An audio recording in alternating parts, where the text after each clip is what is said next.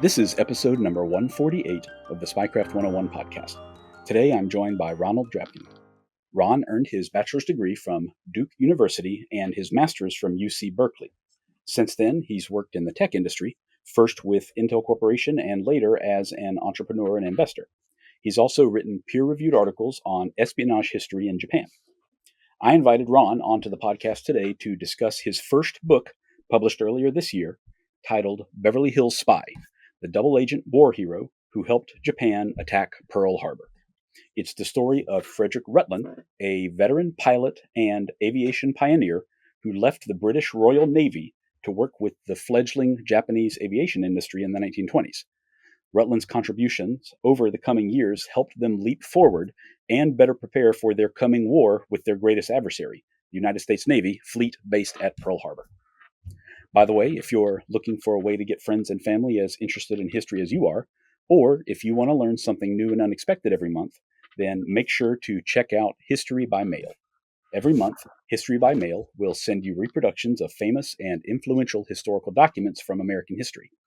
Accompanying the documents themselves are articles which put them in the context of their times and help you understand the impact they had on the course of American life.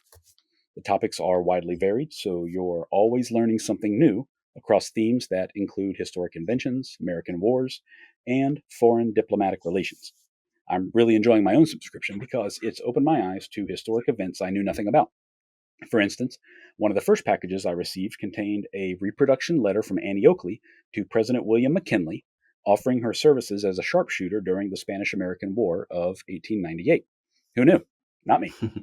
You can subscribe for yourself or gift a subscription at historybymail.com for as little as $6.50 a month.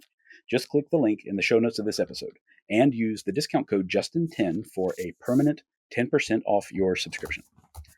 Ron, thank you for being here today. Thank you, Justin. You know, I've touched on Japanese espionage leading up to Pearl Harbor before a little bit, but I had no idea until I read your book how extensive it was, and I definitely did not realize that a British pilot had such a major role to play in everything that came later. Yeah, absolutely. I wrote this book because I found just a crazy, recently declassified story of the Japanese espionage on the West Coast and around Pearl Harbor before World War II. And I wrote the book because it just wasn't out there. You know, I had a small personal connection to the story. Yeah, my father had worked for U.S. counterintelligence. It's currently under the FBI, but at the time it was under the U.S. Army. And I'd been looking into what he had done when he was in counterespionage. And I sort of uncovered, when I talked to the FBI, some of these new documents they had just recently declassified. I was like, geez, this is a story. It's got to get out there. That's kind of the genesis of the book there. That's fantastic. I love the fact that so many people, yourself included, have just found one little thing and it kind of opens this whole door up to a huge amount of research. And then ultimately the readers and the listeners really benefit from that because they're learning something that not only have they never heard, but almost no one anywhere has ever heard of before. And this really was an eye-opening story to me because I just had not imagined that this would have happened or could have happened, honestly. But I'm very glad that I was able to read it from you. So can you tell us a little bit about who was Frederick Rutland, like his early life, that sort of thing? Absolutely. Yeah. So Rutland was probably the most famous naval aviator of World War I. He was most famous for the Battle of Jutland, was the largest surface naval battle in history. He was the pilot they chose for the first ever carrier combat mission. So, the British and the German navies were clashing, and the British actually had one aircraft, which he was the pilot of, and he flew over the German fleet, basically told the British fleet where the Germans were, and that was it. That was the extent of the first carrier combat mission. But everyone could see, it was a very small, 80 horsepower sticks and string kind of plane. But everyone could see where this was going. These planes were going to get larger and stronger and get weapons.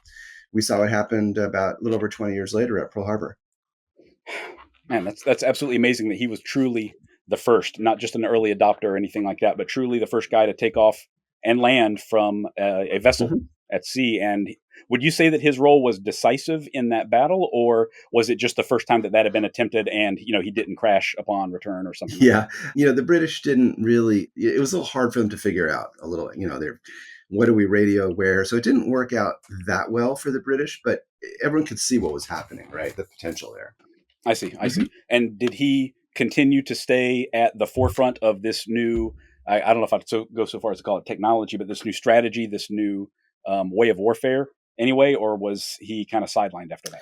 He did a lot of very pioneering things for the Royal Navy Air Service. Specifically, he became the squadron leader of their first carrier strike group on the HMS Furious. And he also did some other things, like he pioneered the first planes taking off of battleship turrets and cruiser turrets, the scout planes on those ships. This was significant because those ships were actually moving, you know. So back at Jutland, his ship had stopped for him to take off. Oh, I see. So I didn't even realize that. So they could take off in the early days from just the flat top of the large gun turret. Yeah, Is that right? yeah, yeah. He was able to, Wow. he pulled out Wow. his string and his chalk and he was measuring it. And it was, pretty exciting stuff, right? Hmm. Wow, that's amazing. Yeah, very rudimentary, I'm sure, but that's how everything starts. Yeah. A lot of bravery involved as well. It's like bravery and smarts, both. You need both of those things, right? Hmm. Yeah. Yeah, certainly.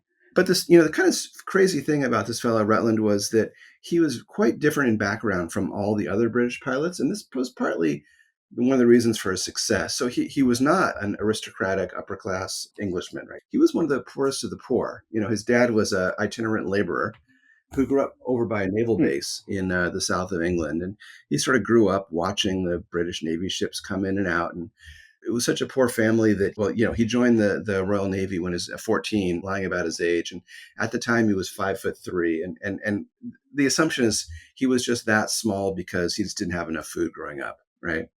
Mm. But he came in really bright with a chip on his shoulder.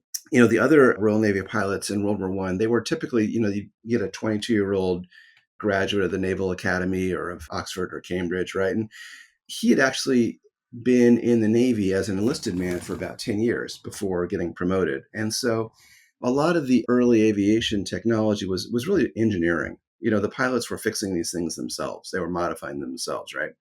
And his Hmm. time as a torpedo operator and as a diver and basically every position on a ship really helped him drive the innovation forward of the new technology.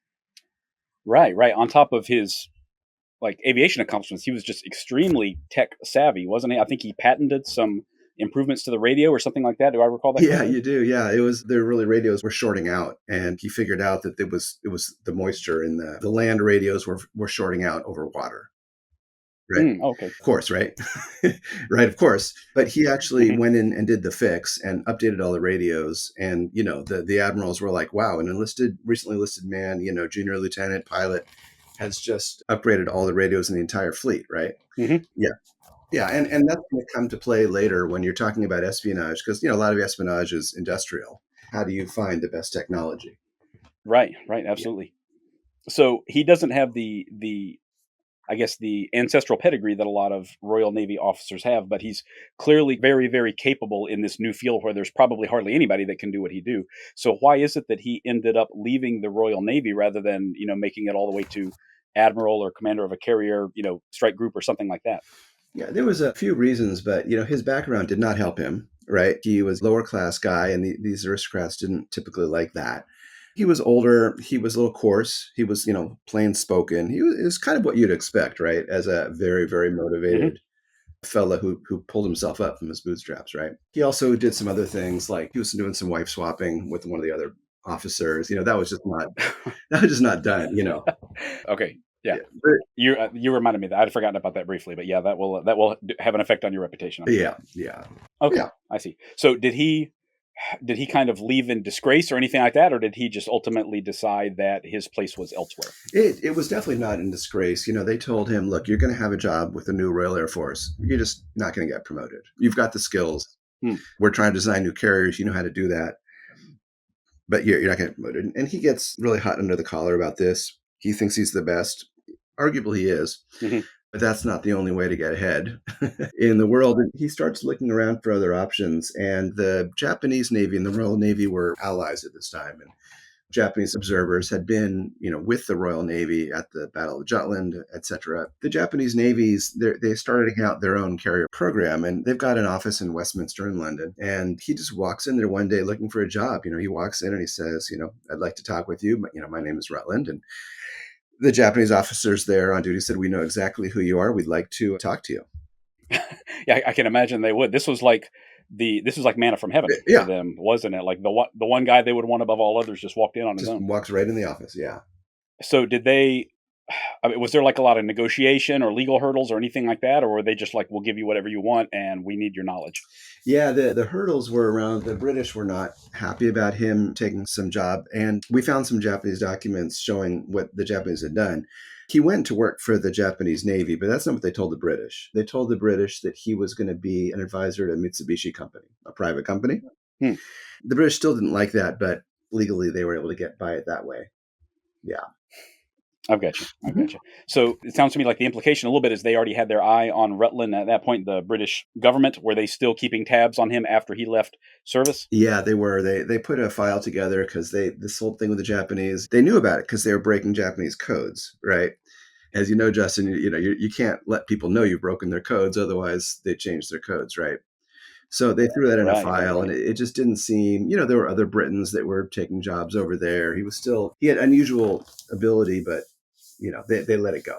I see. I see. It was just not worth the hassle of potentially showing their hand, so to speak, Yeah, with the codes in. But it does sound like they kind of were aware of the potential issues here. It was just a question of importance, really. yeah, yeah.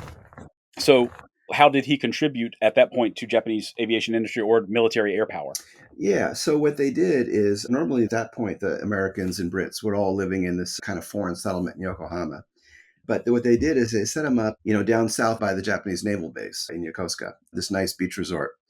Basically, as they were redesigning their new carriers, updating the new planes, the head Japanese pilots, they were just coming by his office, in his house in their plain clothes, a couple days a week. He's going out to their factories and advising them. And basically, within a couple of years there, the Japanese carrier strike force was, sort of, basically there, right? Hmm. Yeah. So this was a major priority for the Japanese as well. I mean, they were undergoing a huge modernization effort, like kind of across all aspects of their economy and military and everything at that time, weren't they? Yeah. Yep, exactly. And in particular, the Navy was a big deal for them as a, island nation. They had built their first carrier Of course. themselves. At the beginning, they were basically flying British surplus Sopwith planes and such. They Hmm. hired a couple of the British pilots and such, but pretty soon they were able to make it all Japanese. Mitsubishi was making their own planes. The pilots were getting better and better. A fellow named Yamamoto, who had come back from the US, was helping train up the air group, and they were kind of good to go, at least at the early stage there. Hmm. Did Rutland at this point at all, or I should say during this period in his life, did he have, to your knowledge, any kind of second thoughts or like, hey, maybe I should not be building up a foreign power? Or was this, exactly what he had hoped for after leaving the Royal Navy? It's a great question, Justin. And I'm going to give you my opinion because obviously I don't know what was in his head, but I think it was a slippery slope. He didn't think that it would do any harm. Britain and Japan were allies. Hmm. World War II was very far away at this time. Japan had been on the Allied side in World War One, of course, helping the British against the Germans.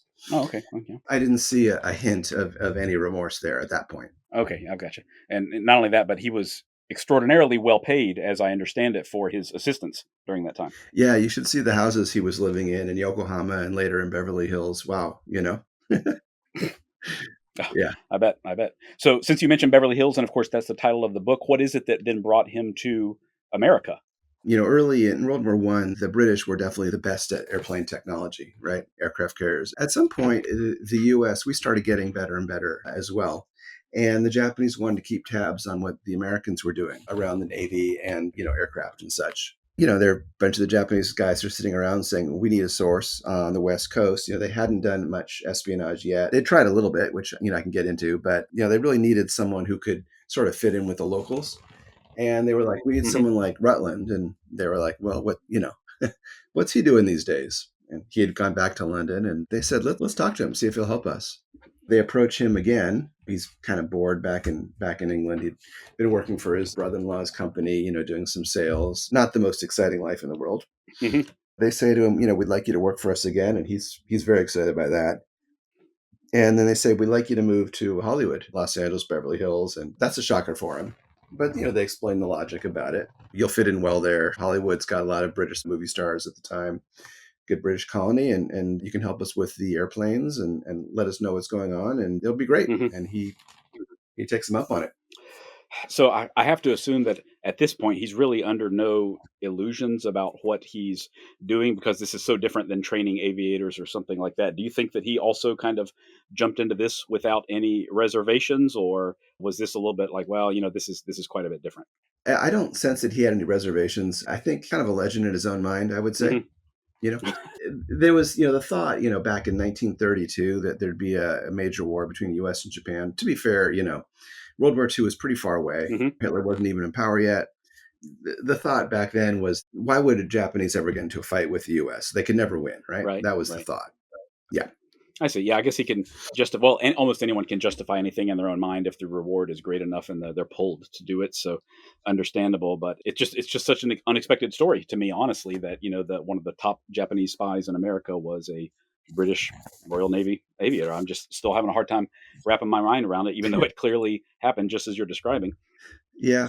So he just settled his family in there. I mean, he was living the high life in Beverly Hills and rubbing shoulders with famous people, that sort of thing.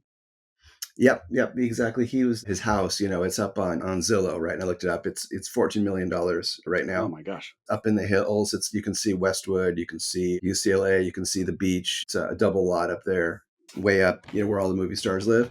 Hmm. Yeah, and he quickly fits himself in with the British actors at the time. So, a lot of the early actors in Hollywood were actually British, silent movies, right? Hmm. So nobody Sure. knew they had British accents, but Charlie Chaplin to Boris Karloff and Nigel Bruce, a lot of these folks were British, and they had a private club where he was able to ingratiate himself. Man, he is truly Mhm. living the life. Like it's all working out so well for him. All of this so far, at least. Yeah, so far so good, right? Yeah, yeah, absolutely. Did he have to engage during this time period in any of the like typical spy tradecraft, like sending coded messages, meeting with people, at night, that sort of thing? The Japanese were going back and forth on what his role should be. Some of them were saying he should be a sleeper. Hmm. Some of them were saying, look, when a war starts, we're going to be gone. There won't be any more Japanese embassy or anything like that. Who could be better than a British person? No one would suspect it, right? So we should keep him quiet. Others were like, look, we're paying this guy a lot of money. And those folks eventually went out. And so he's doing the traditional espionage stuff. And, secret messages, they go out. The Japanese ship captains come into town, the merchant ships Hmm. come into the harbor. He can just get his file of what he's picked out, and he just goes to the ship captain, passes the file over. No one's going to intercept that, right? Hmm. And then the other thing that he was doing, and some of the other Japanese agents were doing, is they set up some operations in Mexico right over the border. You could just like take secrets over the border. There was a House of Ill Repute, a short walk from San Diego, right? Oh, okay, okay, yeah. They could meet there, and then a couple of Japanese guys running, this bar at House of Ill Repute could take the information and send to the right people. My gosh, straight out of Yeah, a noir film is what it sounds like to me. Meeting in the brothel on the other side of the border. exactly. Yeah, Justin, this is one thing I'm excited about. That the fellow who ran that brothel, his file's been declassified, and I'm going to get it in about a few weeks here. Oh, wow, fantastic, fantastic. You Yeah, did a like a FOIA request or something like that. yeah, 3 years ago, and it came back a couple of weeks ago. Yeah. Saying, okay, yeah, there's no reason this can't be declassified. If you want it, here's how you Wow. pay your money, and Fantastic, so fantastic. Yeah, yeah, I truly hate what a long game it is to really find out about things that happened back then. Like what from 1937 could possibly hurt anyone to declassify at this point. It's hard to imagine, but it's still such a long, involved process for all of my authors and researchers and everybody, even people telling their own stories. Of course, they yeah, sometimes have to wait years to talk about some aspect of their lives. yeah, exactly. It's funny because the people that work there are great, right?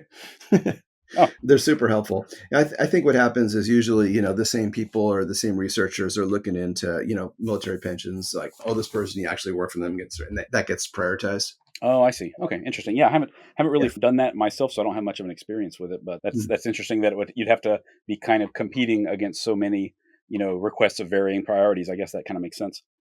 Yeah. So while he's engaged in all of this, is the FBI or British intelligence or anybody starting to kind of home in on him, or is everyone still oblivious to the British spy in their midst? The British are well aware what he's doing because they're still reading the Japanese coded messages, Hmm. right?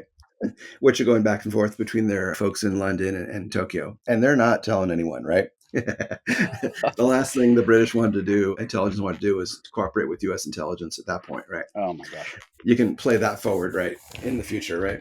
Yeah, yeah, yeah. The Japanese, they do have a few spies out there before Rutland gets there, their own naval officers. One in particular gets drunk and crashes his car and dies, and the LAPD find him, with his briefcase full of stolen Yeah, naval yeah, information. yeah. I was stunned by that. Yeah, there's some very clumsy moves there on their part in a couple of situations. Yeah, not the most professional things in the world, right? Right. My dad used to talk about how, like, the worst part about being in intelligence is he wasn't able to drink ever. Yeah, that does open the door to a lot of problems for many people in the Um, past, no doubt. My gosh, yeah. So the Brits are aware that this guy is helping Japanese. Japanese really don't have any realistic way of targeting British Navy in the yeah, Atlantic or any British holdings, but most definitely, the U.S. is vulnerable, as we see later on with hindsight, of course. So does that's a cold-blooded decision, in my opinion. I totally understand wanting to protect that, signals intelligence that they've got, but it's very unfortunate that they would choose not to pass along that information in some form, or even, lie about where it came from or something like that. yeah, for sure. And it got more and more embarrassing. See, fast forward, getting ahead of ourselves here, 7, 8 years later, the British are like, Right. we got to tell the Americans about this guy now. Right, right, right. This guy And they've they're known like, well, about for 20 years. yeah, who's been operating on US soil, with the movie stars for, the last 7 years. And Hmm. by the way, Hmm. yeah, I'm trying to think, maybe it was Charles de Gaulle at one point. I think he said something like nations don't have friends, they only have interests, or something. I might be misquoting him there. I might even be misappropriating it from somebody else, but it makes sense that, you think you have a strong alliance with somebody, but they're always going to act in what they think is their best interest at that time, unfortunately. yeah, for sure. Hmm. So Yeah. as things got closer to what we now know was, war with the United States, did he see what was on the horizon? And I mean, how did he react knowing that he was essentially, living in a country that was being targeted by his employer? Yeah, he does wake up at some point. The key time was, he goes back to Japan about once a year, roughly, just to report out. If you're talking about tactics or designs of aircraft, you really need to be in person to get over, to Hmm. go that stuff, right? Okay. And usually he's got two families, right? He's got his wife and kids in LA, and he's got his ex-wife and kids who are back in London. Oh man. And he's got an 18-year-old daughter named Barbara who graduates high school back in London. And, she's feeling a little estranged from him. She had, he took off, right, with a new woman, moved Hmm. to a different country. And he invites her out to LA and she, to stay with him and, just kind of fix things up, right? Takes her to the parties. She gets to meet some movie stars. The newspapers in LA call her the, dark-haired British beauty, right? So Hmm. she's having a great old time, and he says, I'm going to Japan. Why don't you come with me, right? Go to Japan, see the sights. They can stop in Hawaii on the way back. And so I think he sells Japan a little less than he sells the trip to Hawaii Hmm. on the way back. You can guess why he's going to Hawaii, right? Yeah, yeah, yeah, yeah. I'm certain of Check it. out Pearl Harbor, right? Right. But basically, he gets over to Japan, and he's as they're there and they're about to start doing their sightseeing, Germany invades Poland, and World War II starts in Europe. Until then, Japan had been, it's always a little militaristic, but at this point, he's just looking around and it's just like war is coming, right? There's war in Europe. His country, Britain's involved. He can't really leave the hotel without guard because, people might take a swing at him or something. Hmm. He'd promise his daughter, some fun tourism. He doesn't get that, right? At that point, when he comes back, they stop by, like I said, Pearl Harbor. His daughter goes to the beach and is soaking up the sun while he's taking pictures of Pearl Harbor. But when he goes by, he's like, this really there actually might be a shooting war between the US and Japan. If so, I'd be on the wrong side. Hmm. And at that point, the FBI is still not really paying any attention to him, but he goes to US Naval Intelligence and offers to become a double agent at that point. Oh, wow. So he just cold approached U.S. Navy intelligence at that point and said, "I have something for you." I mean, he had no previous relationship with them or anything. Did they even know who he was at that point? I don't exactly know, but I assume that they knew about him just because he was such a famous guy. Yeah, yeah, true. He's a pioneer, like we've been talking about over and over again. So, Yeah. I mean, I have to assume that this, once again, the exact person that they would want above all others just walked in and offered his help, just like he had with the Japanese 20 years before. So, how does that Yeah. work out? I mean, do they fully exploit that relationship, or do they not take him seriously, or what? Yeah. This is where, again, we're seeing that the US intelligence agency is not working well together. The Navy took this really seriously, right? If you're naval intelligence, what's your job? Well, it's to protect the US Navy, right? Hmm. And he's coming in asset for the biggest adversary or supposed adversary of the US Navy. He's basically saying, look, there's going to be a shooting war between US and Japan. The Japanese always strike first. They always have in the prior wars, right? Hmm. I know these guys. He's like, I've been working them for 20 years. The admirals, Shimada, Yamamoto. These guys. I've been to their houses. They pay me, and you want me telling you what's going on here, and it's a pretty compelling case, right? Hmm. By the way, he's happy to take their money, right? Yeah, yeah. Is he asking for money from U.S. Naval Intelligence at that point, or is he Yeah, just going to continue taking Japanese as well? he's going to take money from everybody. Yeah. Yeah, of course, of course. Why wouldn't he? Sure. So, It's well, more it money, sounds right? like he's completely correct in everything that he's saying. Like he's giving accurate predictions and accurate estimates and all of that. So, I mean, how seriously was that taken? Was it just ultimately kind of lost in the fog, or did some proactive things happen? Yeah, U.S. Navy intelligence didn't really have a lot of pull at this point, right? They were just, the naval operations guys. You didn't get promoted in the U.S. Navy back then by doing intelligence, right? Hmm. And so he wasn't really taken. So they believed what he was saying, although there's some question of how much you can trust this guy. The FBI was not involved at all until comparatively late. I can tell you how the FBI got involved. It was the people he dealt with thought he was sketchy to start with. He was just a little mysterious. He had a little too much money. Hmm. And at some point, he's dealing with all these British actors. And as World War II starts in Europe, they find him alarming. He just came back from Japan. He's got all this extra money. He's talking about his work with Japan. It kind of comes clear to them at some point that this guy just actually might be, it sounds crazy, just like it sounds crazy to us now, that he could be, a Japanese agent. And they go to the FBI. The U.S. Naval Intelligence folks go to the FBI, and the FBI starts looking into this, right? Hmm. The FBI start tailing him, and they find some really crazy things that he's doing. They're not finding a smoking gun, but the biggest thing maybe was the biggest targets for additional intelligence there were the Lockheed plant and the Douglas plant, most advanced, other than Boeing, right? The two most advanced aircraft manufacturers in the US. Hmm. He's got an office right across the runway from the Douglas plant. And all of a sudden, Lockheed is hiring a new night janitor. And he and his friends, including Boris Karloff, they know a guy who they think would be a good janitor. He used to work for Boris Karloff. They recommend him to the Lockheed guy who goes to the social club, and the guy gets hired as a night janitor. And kind of in retrospect, right? If you're looking for someone who's going to steal secrets from a U.S. military plant, night janitor is a pretty dang good job, right? Hmm. Absolutely. He's going around the plant at night, and he's everywhere, right? So this fellow was hired. Basically, Rutland had pushed him pretty hard and said, "This is your guy," right? And this is just sketchy as all get out. In addition to all the other clues, that are going on, right? Hmm. But this is not a smoking gun. They don't have something to nail him with yet. Right, right. If I recall correctly, so much of what was really espionage activity, it was wrapped up in kind of his commercial ventures. So he was Yeah, doing a lot of it basically completely out in the open because it was, the kind of normal things that a business partner would need to know or want to know and that sort of thing. And it was really hard to pin, what is espionage activity and what is just, good business practices in a sense, which was very smart on his part. yeah, yeah, exactly. Yeah. So, getting information from a night janitor who's stealing information, that is espionage. But Hmm. if you're just meeting people and getting them drunk and getting information on stuff, that's actually hard to pin anything on anyone, right? Hmm. Yeah, absolutely. So Yeah. all of this, was he just still basically under investigation when the actual attack on Pearl Harbor occurred, or had things already come to a head by that point?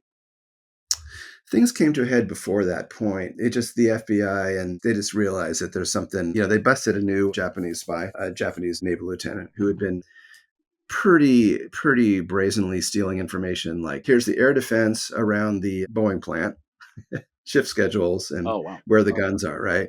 Here's the Hmm. locations of every US oil refinery on the West Coast. Obviously, if the Japanese attacked those oil refineries, it would have been really bad for US, naval activity, Sure, right? sure, sure. And then another file locker full of information, right? Hmm. And in it, this guy is talking with Mr. Rutland. Some of those stories are pretty good, but it's a smoking gun in the FBI's mind, right? Okay. So at this point, they're like, what are we going to do? Right? We can arrest this guy. We can put him on trial, but that is probably going to be about the most embarrassing thing for the US we could think of, right? Hmm. The US and Britain are rapidly approaching being allies in World War II. a Briton helping the Japanese steal information unopposed for like 7 years, hanging out with Charlie Chaplin and his friends at a party. That's just media dynamite, right? Absolutely. Absolutely. So they all get together and they say, look, what are we going to do? We need this guy, out of the picture. They come up with a plan to just get him back to the UK, get him out of sight. MI6 comes in and they promise him. Yeah, I should mention that there was some serious fire between the FBI and MI6 at this point. You never told us about this, but they arranged for him he gets back to England basically on a first class ticket. He pushed really hard, trying to get the Navy to employ him. But the FBI and the State Department were like, this is too risky, right? Mm-hmm. Fairly quickly, they got this list of people to put in jail the moment war erupts with Japan, immediately after Pearl Harbor. He gets that knock on the door from some police officers, and they throw him in jail without charges. Okay. Yeah, this is like the following morning after Pearl Harbor. They're at his home in London. Is that right? Yeah, like they that, had this list of, if war erupts with Japan, here's your list of people to get. Gotcha. Right. So he's in jail. I don't know what detention would you call it, or prison? I mean, did he go to trial for anything, or was it like a wartime internment kind of situation? It was wartime internment, and Okay. this gets it gets a little sketchy legally. Mm-hmm. This just, again, it's just too freaking embarrassing, to the crown, right? Mm-hmm. So they keep him in jail without charges. And it was funny, they were thinking about prosecuting him, even if they could avoid it being embarrassing to the crown. The problem was the British had unending proof that he had been spying against the US. They didn't have any proof that he had spied against Britain. And they were worried that, like, they put him on trial, they wouldn't be able to get him, convicted. Yeah. So. Dang. Tricky situation because it's been mishandled time and time again. It sounds like going back to the early 1920s, essentially, like when they actually knew what was going on with that guy. And I think it's kind of important to remember here. Well, in my opinion, you tell me if I'm wrong here, Ron, but this attack on Pearl Harbor, most everybody knows about it, of course, and they know how it went down with the Japanese carriers approached and sent all the fighters and bombers and torpedo planes and everything. But that was essentially a completely new form of attack, right? Because that signaled the end of the battleship era and everything, because now these planes, which, Rutland had an enormous part in developing and practicing and using, they had just negated, the U.S. Navy's biggest strength with all the battleships and everything, and kind of changed the face of warfare. So he really, really is directly responsible for a tremendous amount, or indirectly at least responsible for a tremendous amount of carnage during the war. Yeah. He had a change of heart, which I believe is real, and he did offer to help out. Yeah. It wasn't accepted. So yeah. His warnings went unheeded. Yeah. And then, of course, with all the agencies fighting each other this way, it comes back, around 9/11, right? Mm-hmm. Very analogous in that the agencies weren't talking to each other. Oh, yeah. There were clues here, clues there. Yeah. Right. Well, so MI6 was, of course, very concerned about, what their guy was doing. But if I recall correctly, didn't J. Edgar Hoover also, he wanted all this, like, buried way, way, way underground because of how image conscious he was for the FBI as well. Is that right? Yeah, absolutely. Yeah, that's exactly what happened. Oh, man. I found some memos where he's basically telling his folks that, like, even if it's true, do not mention outside the agency that he was working with the U.S. Navy, because you think about it, the whole whose fault was Pearl Harbor has been a debate in the U.S. for a long time. It's not going to be resolved soon, but the FBI came off pretty well in that. The blame was taken by the U.S. Navy guys, especially the ones on the scene in Hawaii. And the FBI was not really pilloried for this. If this had gotten out, then they certainly would have got more blame. Yeah, that's a completely expected institutional reflex at this point, is like, how do we point the finger at someone else when anything happens that they should have been on top of? And that happens time and time again across all these different organizations. And so much energy is expended in that rather than putting a stop to, or, preempting these attacks and these, acts of espionage and that sort of thing. It's very unfortunate. Yep, exactly that. Wow. So how long was Rutland in this internment situation for? They kept him in as long as they could. There were some British Nazis, head of the British Nazi Party, that they actually let out before him, just because it was so freaking embarrassing. A lot of the Royal Navy admirals there were actually trying to get him out. Like, they didn't believe that he deserved to be in prison. But MI6, MI5 certainly did. It's funny, people are just fighting everywhere right here. But finally he gets out, not long before the end of the war. and he's under strict orders not to do something embarrassing. Just to, Okay. we'll let you out, keep your mouth shut, right? Okay. Is it like a paroled kind of situation, or just we've got our eye on you, unofficially? Yeah, it's everything's unofficial. Okay, I see. I see.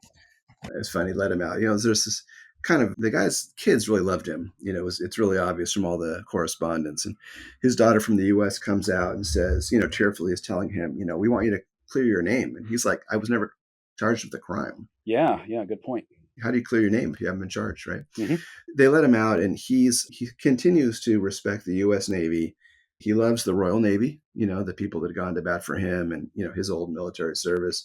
He does not like British intelligence. He thinks he's been railroaded. He finds the names and the addresses of the people, the MI5 and MI6 agents he dealt with, believe it or not. Apparently he called up and he talked it out of one of the secretaries. The Wow. guy's, he's good at what he does, right? Yeah, he's a bold guy. I have to give him that much. Bold guy. And then he's sending them threatening letters, starts, lawsuits, that kind of thing. But he's very bitter, right? He really wanted to be back in the game. He obviously did not want to be in jail. Hmm. He had actually asked to drive a small boat, the Normandy landings. Hmm. In his mind, he was the perfect small boat pilot, right? Wow. That's what he in requested. his mind, he was the perfect everything. It usually is. It's kind of what it sounds like to Well, me. that's a fair point. Yeah, ego knows no bounds. But Right. he's Right. like, you need some small boat pilots, and I'm your guy, right? But they never accept that. He's talking with his kids after the war, and he's writing up his, very bitter memories of how he's been treated. And at some point, his son finds a suicide note, and he's found dead. Mm. Yeah. Oh man, that's unfortunate for Yeah. for his kids, because like you said, I guess he was a pretty good father to them at least, and they loved him very much. So yeah, sure seems to be. I guess he knew he would carry this around for the rest of his life, no matter what. Yeah.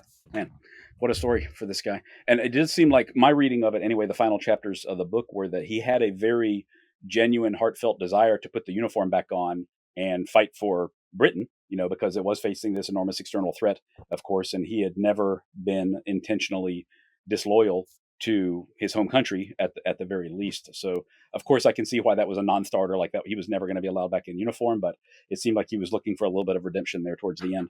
Mm-hmm. Yeah, redemption, and my reading is he wanted some redemption. He had some conscience, right? Hmm. And he wanted to be back in the game. He loved the Royal Navy, right? Yeah, yeah, absolutely.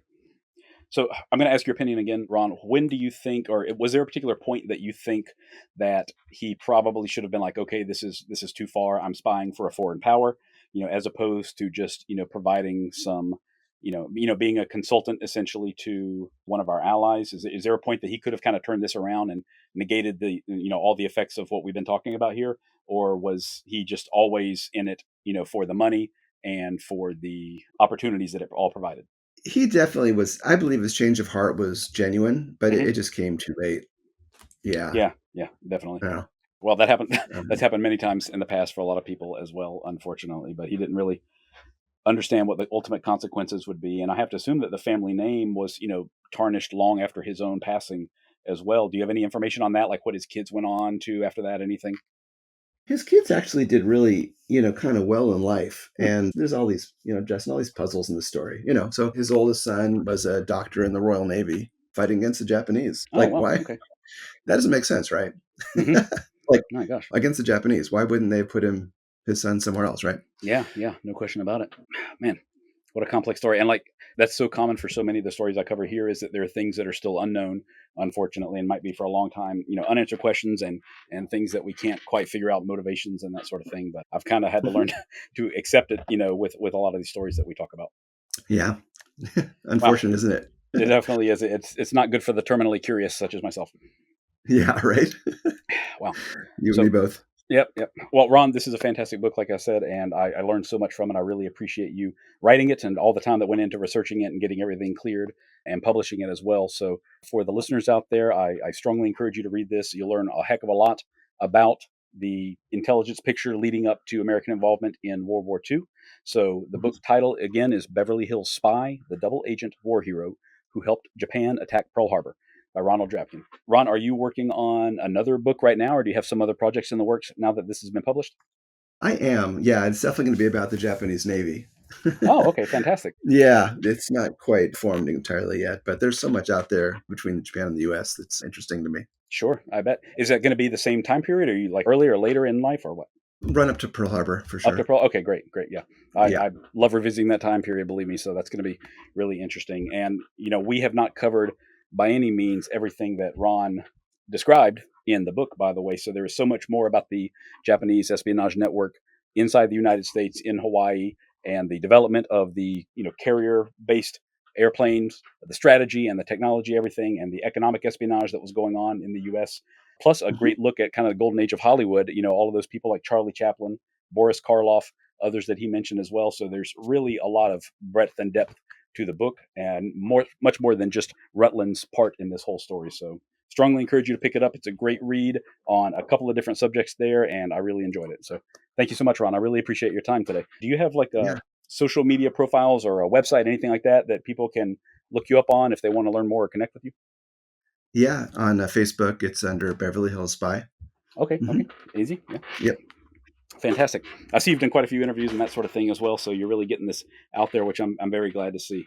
And I'm glad that I could help as well. So I really appreciate your time, and I look forward to what you write after this. It's gratifying. Thank you, Justin. Thank you. Take care. Yeah. Bye. If you're interested in more of Spycraft 101, look for my page on Instagram at Spycraft 101. You can also find more great articles on my website, spycraft101.com. Thank you all for listening, and I hope you'll stick around because there's lots more to come. Disclaimer: this podcast is for entertainment purposes only. The stories and statements expressed herein are experiences and opinions. They may not reflect the views of the host or the production studio. It's okay if you disagree with our content. No piece of media is right for everyone. If you love Spycraft 101, please check us out online, on Instagram, on YouTube, and especially on Patreon. Thank you for listening.